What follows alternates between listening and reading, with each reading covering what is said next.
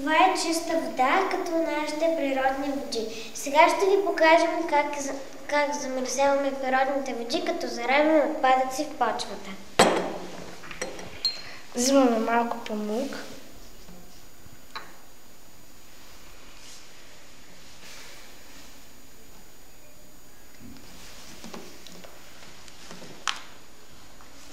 Това е пясък.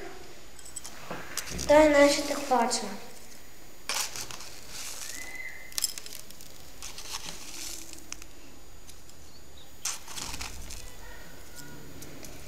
Сега ще направим дупчица в почвата. Правим малко дупчица.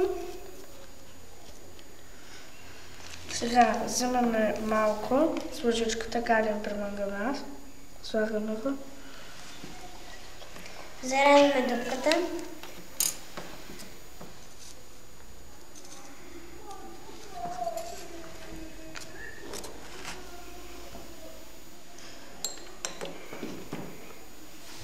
Когато завали дъжд, тя отмива химикалите от боклуците и те пазят в природните води.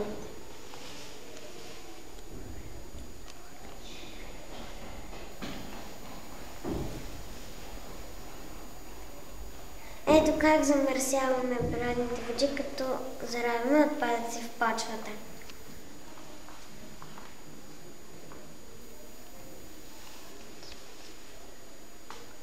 Така че се замислете, когато другия път заравяте отпадъци в почвата.